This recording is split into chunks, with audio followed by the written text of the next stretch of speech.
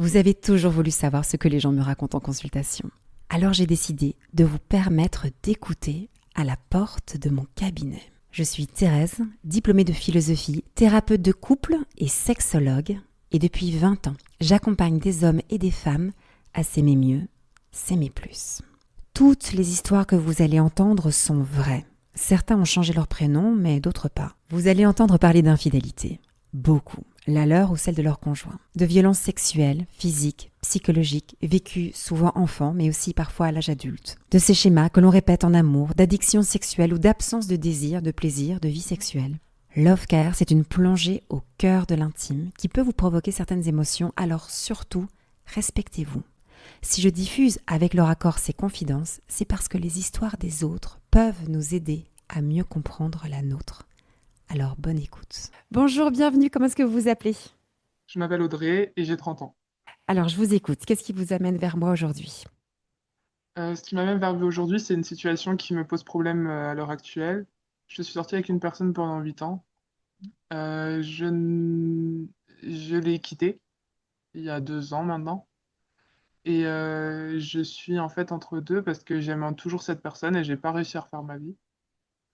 Et du coup, la question c'est est-ce que je dois m'écouter moi ou aller contre l'avis de ma famille qui ne veut pas du tout que je reprenne contact?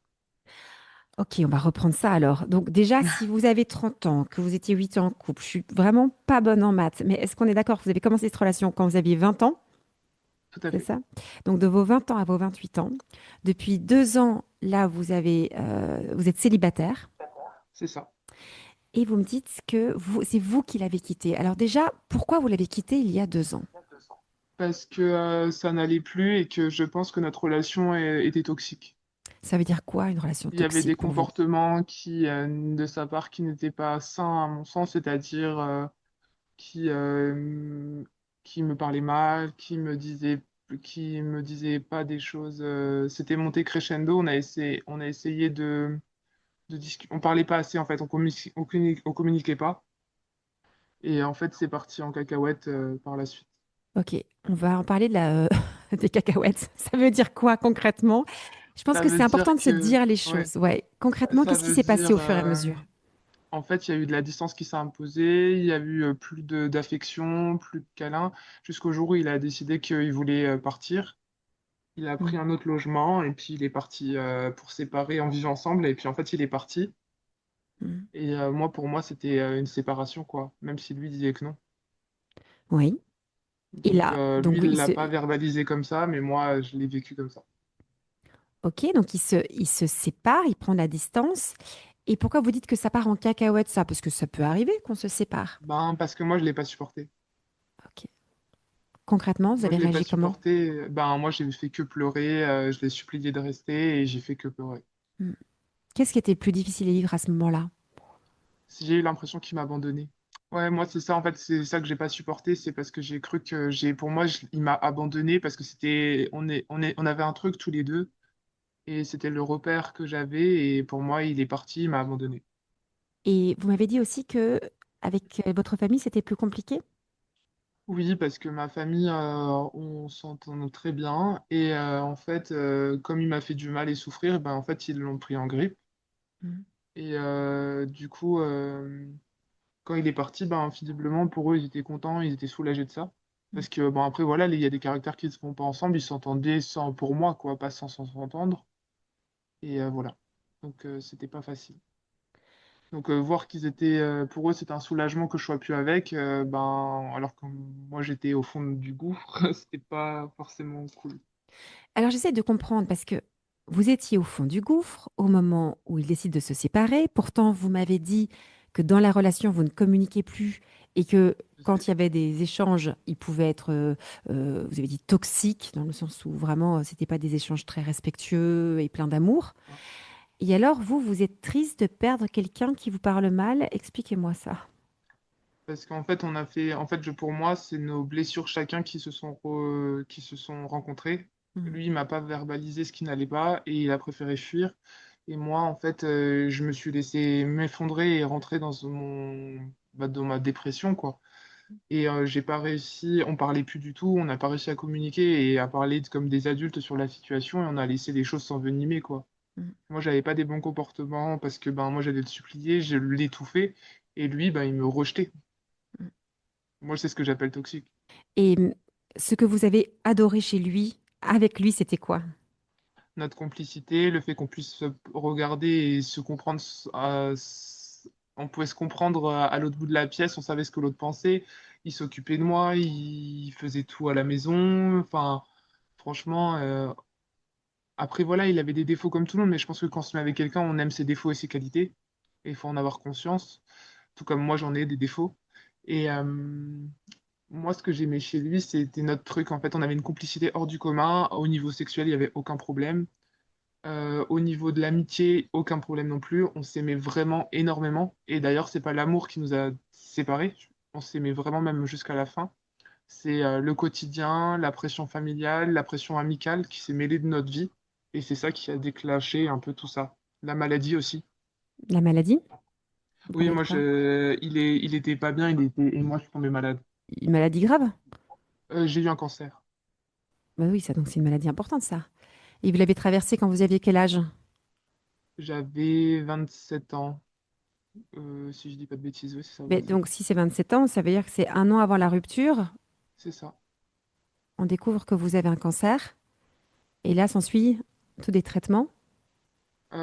C'était des opérations principalement, des traitements pendant quelques semaines, et puis voilà, quoi. Mais il n'a pas géré. Ah ben, attendez, c'est important parce que là, vous me dites que vous avez eu un grand sentiment d'abandon. Je peux aussi imaginer que quand on est dans une période de fragilité physique et aussi importante que celle que vous avez traversée, cette période-là de cancer, ça doit être quelque chose aussi de une rupture amoureuse dans ce contexte-là. Ah bah totalement, c'est pour ça que je me suis effondré en fait. Ah, je comprends Sinon, mieux. Oui. je pense que j'aurais peut-être vécu les choses différemment et on aurait pu avancer différemment ensemble si on n'avait pas eu ce contexte-là non plus. Mm. Oui, je comprends mieux. Parce que oui, au début, vous me dites, bon, bah, voilà, des relations, il n'y avait pas beaucoup de communication, puis, et puis il me parlait mal, c'était toxique, puis on s'arrête. Et là, je dis, bah, ah, tiens, c'est intéressant, pourquoi est-ce qu'on s'effondre alors que c'était pas si bien? Mais là, il y a un contexte très particulier. Ouais. Oui, Quand vous dites qu'il n'a c'est pas vrai, en réussi à le plus j'y gérer, pensais plus, ouais. ouais, vous dites, vous y Ouais. pensez plus? Ben oui, parce que finalement, moi, c'est la rupture qui a pris le pas en fait. Ah, c'est intéressant. Vous avez fait un focus sur la rupture et pas tant sur cette Ouais, épreuve que vous avez traversée. c'est ça. Ouais. Oui, c'est intéressant parce que vous m'avez pas parlé spontanément, alors que c'est quand même évidemment quelque chose qui n'est pas anodin. Vous dites qu'il n'a pas réussi à traverser cette épreuve avec vous. Comment est-ce que vous avez vu ça, que c'était difficile pour lui? Comment est-ce qu'il l'exprimait? En fait, il a sombré en même temps, en fait. Il se levait plus le matin, il avait du mal à aller travailler. euh, il- je pense qu'il faisait une dépression. C'est bizarre à dire, alors que c'est moi qui étais malade, mais je crois il faisait une dépression du fait que je sois malade. Mhm, En fait, il avait tous les signes de la dépression, mais il ne l'assumait pas et il me laissait en fait me débrouiller toute seule avec mes traitements, avec l'opération, etc. mhm. Et est-ce que vous Et arriviez à en il parler était quand même ensemble? là au Oui. quotidien. Ben, il était là au quotidien, mais pour tout ce qui touchait à la maladie, il n'y arrivait pas. Mhm. Est-ce qu'il a réussi à vous dire pourquoi est-ce qu'il n'y arrivait pas? Ce qui était très difficile à vivre pour lui, Euh, c'était quoi? alors, il me l'a dit après, quand on s'est séparés, on a réussi à reparler, mais plusieurs mois et années après, il m'a dit que c'était parce que, en fait, lui-même n'était pas bien dans son travail. En fait, non, il voulait pas m'embêter. Il voulait, du coup, en fait, on avait ce truc à se parler de tout le temps. Et là, en fait, la communication était complètement coupée. On se confiait plus l'un à l'autre et en fait, il n'a pas réussi à me dire que ça n'allait pas au travail, qu'il voulait changer de job et et que du coup, il voulait pas m'imposer tout ça et en fait, il est rentré dans une spirale infernale où lui-même, il regardait par la fenêtre, il disait mais qu'est-ce que je fous ici aujourd'hui? Mais il me le disait pas. Et moi, j'avais l'impression bah, qu'il en avait rien à faire que moi je sois malade et que ben, j'avais besoin de lui, quoi. Attendez, donc ça, c'est un élément très important. C'est que la maladie a cassé quelque chose dans votre communication. Lui, il s'est dit, je ne peux pas lui partager euh, ce qui est difficile à vivre au travail parce que comparé à ce qu'elle vit, je ne peux pas Ouais, l'embêter c'est avec ça. ça. Et donc, il a gardé pour lui des émotions désagréables qui le traversaient. Et en fait, vous avez En pris fait, il ça a comme un gardé sa éloignement. propre souffrance. En Oui. fait, il a gardé sa propre souffrance. il l'a pas partagé comme on aurait pu le faire à d'autres périodes. Et Il n'a pas fait parce que... parce que ben, j'étais malade et qu'il s'est dit que je voulais pas m'embêter. Mm. Donc c'est ça en fait qui a complètement cassé la communication entre nous et à partir de là, notre couple il a complètement allé de mal en pis et jusqu'à la rupture, ben ça a duré 9 mois après à peu près. D'accord, mais je comprends beaucoup mieux alors ce que vous me partagez. Et ça veut dire qu'avant, vous communiquiez assez bien. On communiquait très bien. On a eu des disputes comme dans tous les couples. Oui. Il n'y a aucun couple qui n'est parfait. Il y a eu des débordements parfois dans des choses qui n'étaient, parce on est deux individus différents et à mon sens, moi, j'ai une personnalité, il en a une. Moi, j'ai une éducation, il en a une. Il y a des choses qu'on s'est fightées et qui reviennent de notre enfance à tous les deux, on a eu des enfances compliquées. Voilà, on a eu des gros moments de grosses disputes, mais on a toujours réussi à se relever. Mais celle-là, on l'a pas passée. D'accord. Et c'est pour ça que quand il décide de mettre un terme à la relation, vous sentez comme Bah en fait, ouais, parce abandonné. qu'en juin, c'est lui qui est parti, mais c'est moi qui ai verbalisé un mois et demi après alors attendez, non, je vous dis des bêtises. En mai, il est parti, et en fait, moi, 2, 3 mois après, c'est moi qui ai verbalisé qu'on n'était plus ensemble, parce qu'en fait, il n'y arrivait pas. Mm. Et c'est pour ça que votre famille a mal pris son départ parce que vous étiez malade à ce moment-là ou et qui vous a lâché pendant une période qui était douloureuse pour vous? Alors, ma famille a mal pris le départ parce qu'en fait, moi, je m'effondrais encore plus dans la dépression, et en fait, ils m'ont vu mal. Mm. Et je pense que le contexte, le fait que j'ai été malade avant, qu'il l'aimait déjà pas trop aussi, ça n'a pas aidé. Mm. Ouais, je comprends ce que vous partagez. Et ça veut dire que là, aujourd'hui, vous m'exprimez que ça fait 2 ans que euh, vous êtes 2 ans et célibataire, que demi, ouais, à peu deux près. ans et demi que ça s'est passé, cette rupture, et vous repensez encore beaucoup à lui, c'est ça? C'est ça. Parce que ben, c'est quelqu'un que les sentiments ne sont pas partis. Mm. Je l'aime toujours. Et c'est pas forcément évident. Et vous savez ce qu'il est devenu, lui? Pas du tout, j'ai pas de contact avec lui. On est parti, on en a discuté longtemps et on est parti du principe qu'on ne se parlerait plus et qu'on se verrait Mm. plus parce qu'on n'arriverait pas à reconstruire chacun notre vie sinon. Et du coup, on a franchement, il respecte ça, qu'on se contacte plus. Et moi aussi. Mais du coup, c'est vrai que je passe pas à autre chose et j'arrive pas à évoluer parce que je l'aime encore. Oui, vous l'aimez encore. Il y a quelque chose qui n'est pas achevé dans cette relation. C'est toujours quand Ben on n'a oui. pas terminé ces relations, que les chapitres sont pas bien fermés, c'est difficile d'en ouvrir un nouveau, quoi. Et pourtant, on l'a fermé parce on en a parlé, on s'est dit au revoir. Enfin, vous voyez, on a essayé de Mm. faire comme un rituel pour dire, ben, on termine notre relation et on se parle plus, on refait chacun notre vie. Mais moi, j'y ai pas réussi. Mais vous savez pas si lui, il a réussi de son côté. Ce que je sais de loin, non. Mais je sais qu'il a refait sa vie, il a essayé, mais aujourd'hui, il enchaîne plus qu'il n'est vraiment en couple. Mhm. Ouais. Et pourquoi pas se recontacter? Ben, moi, j'ai peur par rapport aux réactions de mon entourage et puis de ma famille. Ah, d'accord. Vous avez peur qu'ils disent quoi? J'ai peur qu'il ne me parle plus Ah, donc parce vous que les gens sentez... sont très jugeants. Oui. Et quand vous sentez le jugement des gens, vous, votre réaction, c'est quoi? De rien faire. De rien faire. C'est important pour vous ce que pense votre famille, vos amis? C'est important, mais pas autant que mon bonheur. Mais j'essaye de me détacher que il y a je pense que vous le connaissez le livre, mais il y a un livre qui dit qu'on ne peut pas être aimé de tout le monde en fait, qu'il faut Mm. apprendre à ne pas être aimé justement. Et j'essaye de travailler dessus. Ouais. Et c'est vrai, c'est d'arriver à se libérer du jugement des gens sur nous pour faire nos propres choix. Et là, j'entends qu'il y a une perte de liberté parce que euh, vous ne voulez pas décevoir vos proches. Et pourtant, vous avez aussi cette attirance encore vers cet homme avec qui vous avez vécu pendant 8 ans, que vous aimez. Vous êtes un peu prise en étau Oui, là. exactement. En fait, j'ai l'impression d'être entre deux. Vous savez, Ouais. entre deux vies que vous voulez, comme deux chemins. Mhm. un chemin où vous êtes dans le moule et vous restez parce que voilà, vous voulez satisfaire les autres, et le chemin où vous avez envie de tester, quitte à vous tromper, à vous ramasser. Oui. Qu'est-ce qui va se passer si vous prenez le chemin qui est celui de satisfaire les autres? Ben, j'aurai pas de problème, j'aurai une forme de paix qui me satisfera pas parce que ben ma vie elle sera plate et puis sans même si je ferai ce que je veux au niveau en tout cas sur le plan sentimental, j'aurai pas ce que je veux. Mm. Mais le Bon. reste sera au moins sans charge mentale, équilibré et plat. Et plat. J'aime bien cette Ouais, expression. Une vie plate, mais c'est ça. équilibrée, sans charge mentale, Voilà. tout est posé, mais c'est Ça. plat.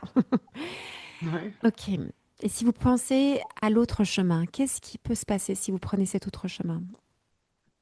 Ben, l'autre chemin, c'est des cailloux, c'est des montagnes russes, Mm, c'est du comme aller au sport et faire un effort. mm, Et ben en fait, moi, ce que je me dis, c'est que ce chemin-là, ben en fait, c'est plein de possibilités. Il y a peut-être qu'une seule voie qui fonctionnera, mais par contre, cette voie, elle est semée de plein de cailloux, je peux trébucher, ou je vais avoir aussi, je vais pleurer, ou je vais rigoler, ou je vais être heureuse, ou je vais être malheureuse, mais ça sera la vie, en fait. mais ce sera la vie. Ce que vous ressentez quand vous me dites ça. Moi, ce que je ressens, c'est de la passion Mm, dans l'autre chemin. Pour moi, c'est de la vibration. ouais. Et ce qui vous empêche aujourd'hui d'aller vers le chemin de la vibration, de la passion, de la vie, c'est quoi? C'est la peur. Mm, la peur de... Bah, la peur de me tromper, de me retrouver toute seule, de décevoir ben, mes amis, mes proches, ou de réussir et de faire un pied de nez à tout le monde et de me dire, ben, au moins j'aurais réussi et d'avoir de la souffrance en fait, parce que j'ai peur de ressouffrir. Mm. C'est intéressant, hein, ça, l'idée de j'ai peur de ressouffrir. Donc je vais chercher peut-être à suivre le chemin qui est un peu plus lisse, qui est plat. Il n'y a pas de cailloux, voilà, ça roule. Ouais, mais c'est ennuyeux. Mais c'est ennuyeux. Vous me le dites, Audrey. C'est ennuyeux. C'est effectivement la question, c'est quelle vie vous voulez. C'est ça, en fait, c'est Et totalement ouais, ça. Et c'est vraiment, vous voyez, ce côté avoir le cul entre deux chaises, ouais, pardonnez-moi ouais, l'expression, je vois très bien. ou être au milieu du croisement Mm, et de voir vos deux chemins. Vous savez, comme dans les dessins animés, les films ou d'aventures, etc. Et ben moi, c'est ce que je ressens à l'heure mhm, actuelle. mhm, C'est ce côté euh, avoir ces deux chemins et de me dire lequel je vais prendre et lequel va me rendre totalement et pleinement heureuse. mhm, Et pourtant, dans ma vie personnelle, en tant que moi-même, je m'aime énormément. Je fais énormément de choses pour moi. Je fais plein d'activités. Je fais tout ce qui me fait plaisir. Donc, je n'ai pas de problème à ce niveau-là. On va parler juste de la vie de construction amoureuse, en fait. mhm. Là, il y a quelque chose qui bloque dans la construction amoureuse. C'est ça. C'est de se dire, en fait, je sais que peu importe ce qui m'arrive, je ferai toujours des choses qui me font plaisir à moi. Donc, je n'ai pas de problème avec moi-même. Mais dans ma construction familiale amoureuse, je me mets des blocages parce que j'ai peur et de souffrir, j'ai peur de décevoir les autres, j'ai peur qu'on m'abandonne, j'ai peur de tout ça en fait. Alors, si vous avez toutes ces peurs, c'est que ce que vous redoutez, c'est que si le danger arrive, vous ne sauriez pas y faire. Ouais, en fait, je pense que c'est ça. J'ai peur de perdre mes moyens en fait, ce qui a provoqué ma rupture, c'est d'avoir perdu mes moyens, de pas avoir été forte en fait pour affronter ça et d'avoir pas pris position, de m'être laissé. Je me suis reposée sur ma famille, je les ai laissés prendre le contrôle de ma vie quelque part à ce moment-là. Et, même de mon entourage en faisant ce qu'ils voulaient et pas vraiment ce que moi je voulais parce que j'ai écouté tout le monde et je me suis pas écouté parce que j'étais tellement dans le plus bas, parce que j'ai pas été assez justement, j'ai pas pris mon épée pour combattre, on va dire, Mm. que j'ai peur de refaire ça aussi et de pas être assez forte pour avoir ce que je veux et me battre contre tout ça. Mais Audrey, à ce moment-là dans votre vie, moi j'imagine que vous deviez être aussi fatiguée par cette épreuve de la maladie, du cancer. Est-ce que dans ce moment-là, on a envie de prendre une épée pour se battre? Est-ce qu'on n'a pas Pas besoin du tout. de reposer sur les autres? Ben, c'est pour ça que je l'ai fait, mais les conséquences ont été désastreuses. Oui. Mais est-ce que vous pouvez pas vous prendre aussi avec un peu de douceur? C'est normal Je d'avoir pense aussi qu'on est agi trop comme dur ça. avec soi-même. Ben oui. Moi, je peux bien imaginer que dans une période comme celle que vous avez vécue, vous avez eu besoin de vos proches qui prennent votre défense, de pouvoir vous Ouais, reposer sur eux, qui prennent aussi des décisions pour vous. On peut pas se battre sur tous les fronts, quoi. Se battre contre un cancer et en même temps devoir rattraper son couple, être forte. On peut pas faire ça, être forte sur tous les plans. c'est vrai. Et peut-être qu'à ce moment-là dans votre vie, ben, vous avez eu besoin de lâcher et vous n'avez pas pu vous battre pour cet homme alors que à un autre moment, dans d'autres circonstances, vous l'auriez fait. Je pense qu'à un autre moment, dans d'autres circonstances, j'aurais pas laissé la situation comme ça et au bout d'un moment, on se serait posé, regardé et puis j'aurais réussi à entendre ce qu'il me disait parce que je n'étais pas en capacité de les entendre. Et lui, je pense qu'à un moment donné, on aurait réussi à trouver des solutions et je pense que c'est la maturité qui, des fois, la maturité et le recul peuvent permettre de voir les choses autrement. Mais j'avais pas la capacité de le faire et lui non plus à ce moment-là. Et quand vous pensez à ça, quand vous me racontez ça, qu'est-ce que vous ressentez? Quand je repense à ce qui s'est passé au moment de la séparation, Oui, quand vous me dites, bah voilà, quand vous remettez les choses dans le contexte, ce que vous ressentez quand vous m'expliquez tout ça. mais moi je pleure encore cette séparation parce que ça m'a brisé, ça m'a brisé. Moi, mon cancer à côté, c'était rien. C'est horrible enfin, c'est pas horrible de dire ça, mais c'est ce que je ressens. Ouais, expliquez-moi ça encore. Pourquoi vous dites que mon cancer à côté de ça, c'était rien? Parce que, en fait, j'ai eu des épreuves toute ma vie depuis que je suis petite. Quel type d'épreuve Euh, vous avez eu?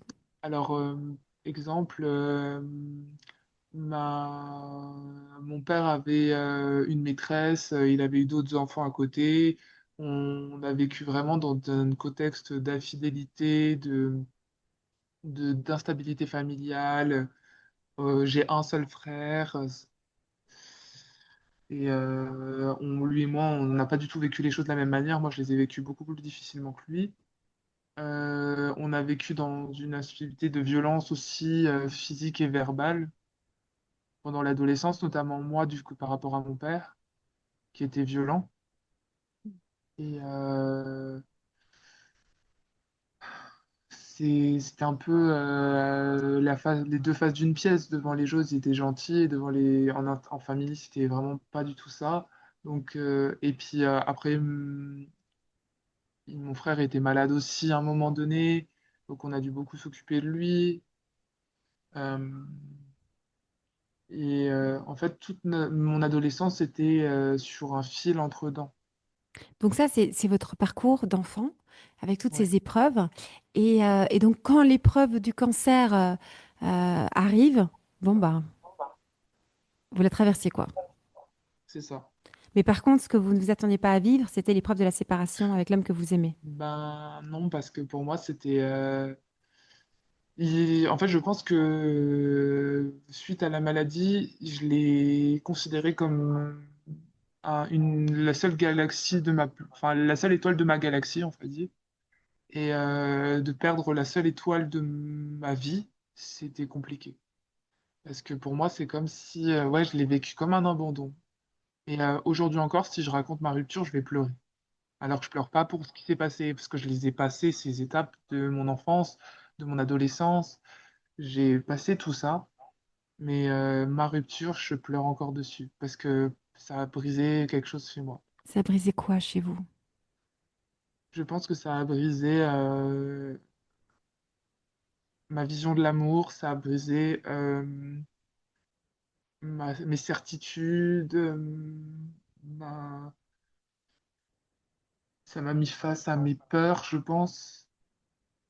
C'est un peu tout ça. Mais on a l'impression que je dois quelque chose à tout le monde et que je dois être reconnaissante en fait qu'on m'a aidé. Et du coup, j'ai pas le droit du coup de prendre l'autre chemin. Je comprends mieux. Vous êtes comme redevable. Ouais, c'est exactement ça.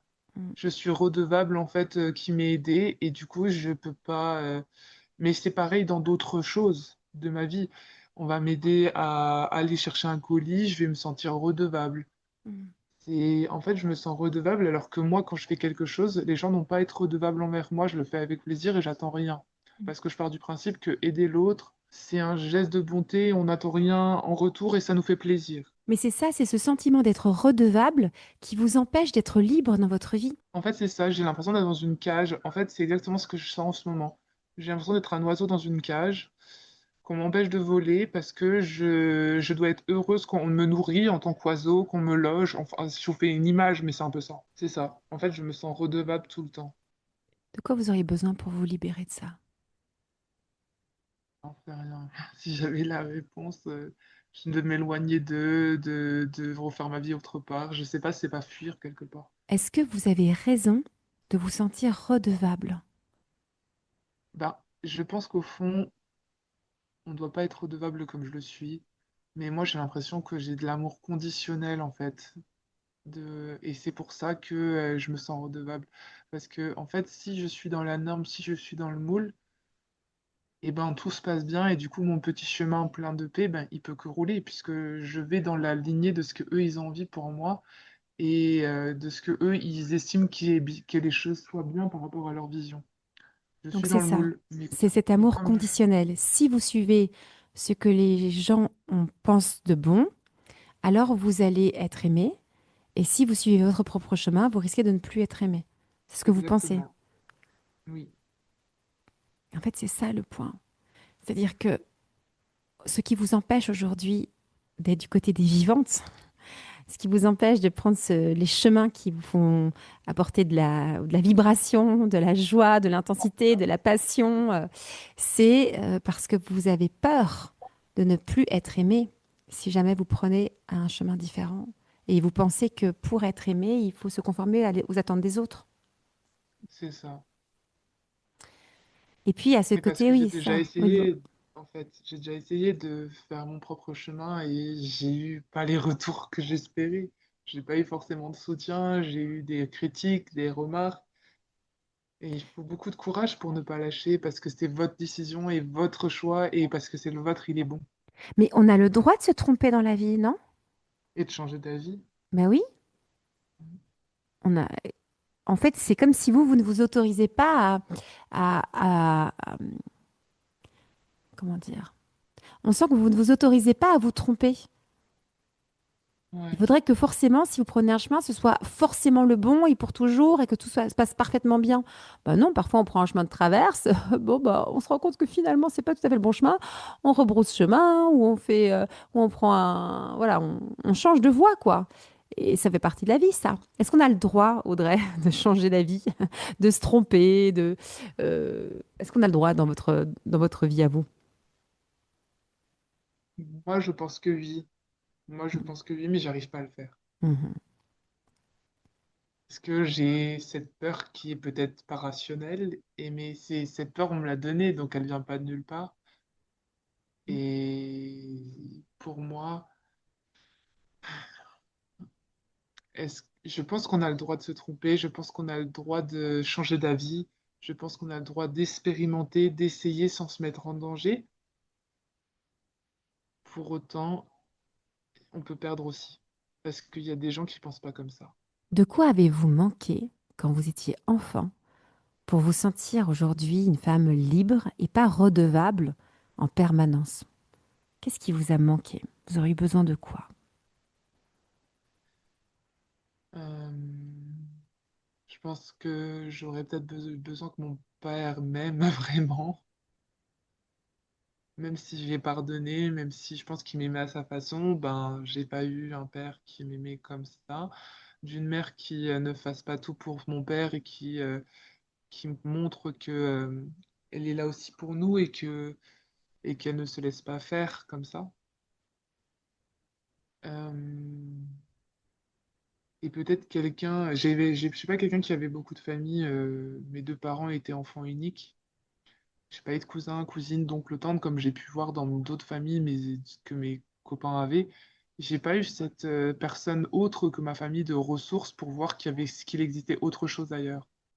La femme que vous êtes aujourd'hui, est-ce que elle peut se rassurer en se disant que finalement sa valeur ne dépend pas de ses choix, que elle a le droit d'avoir une vie aussi heureuse, vivante, joyeuse.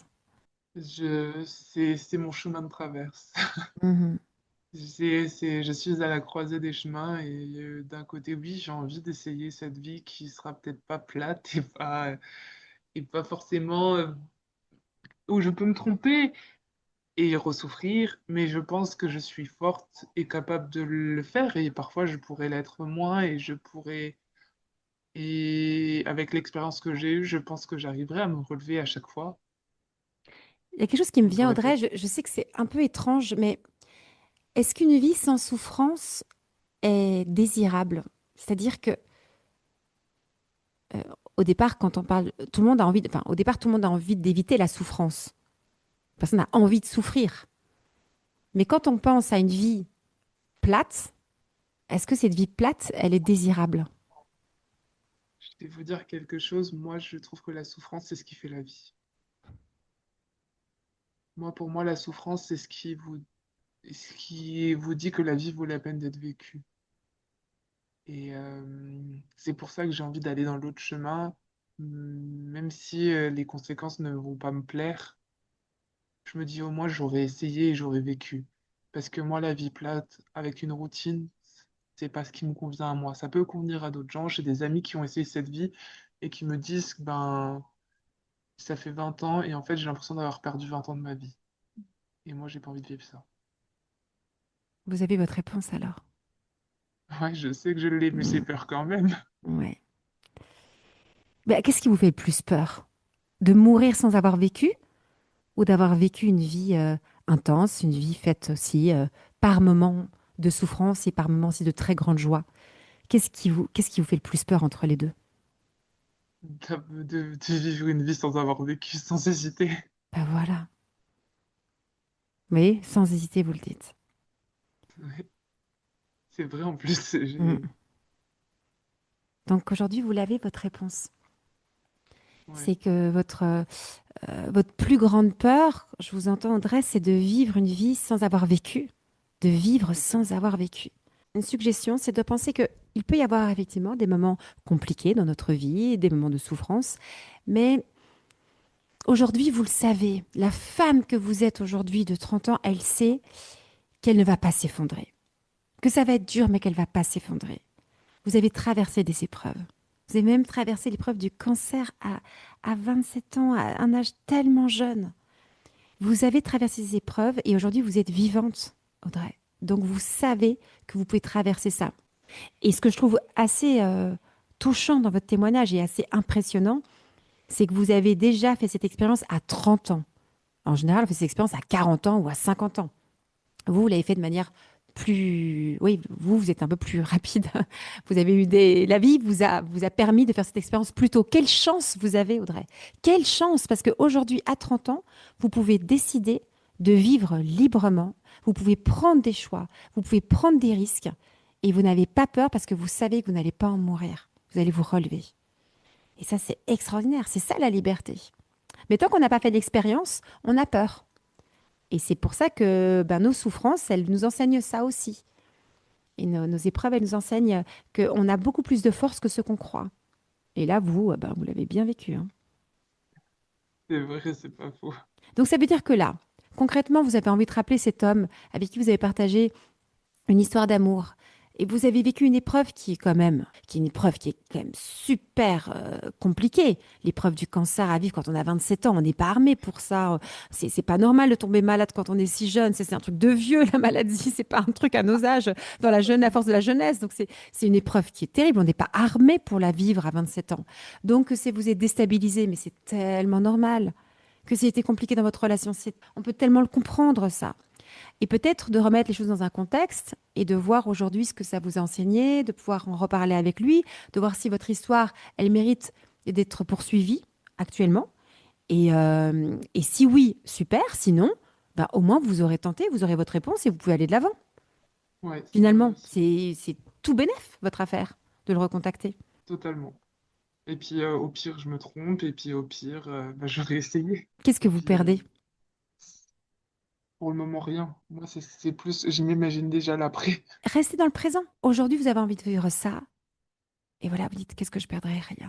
Regardez, Audrey, on va devoir déjà s'arrêter, mais on va s'arrêter déjà avec cette discussion. Comment est-ce que vous vous sentez là, après avoir échangé sur ce sujet?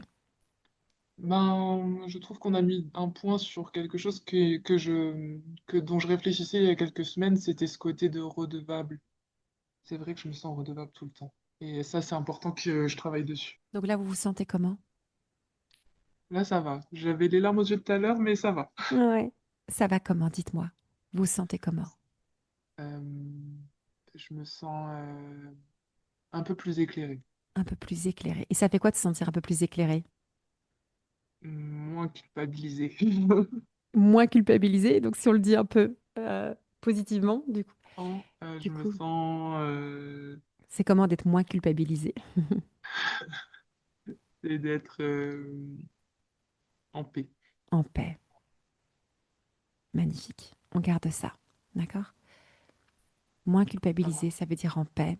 Plus éclairé dans la compréhension de vos fonctionnements dans les relations. Et de comprendre qu'il y a ce chemin de liberté. Et là, vous m'appelez parce que vous sentez au fond de vous que vous voulez être une femme libre. C'est Il y a ça. quelque chose qui entrave votre liberté.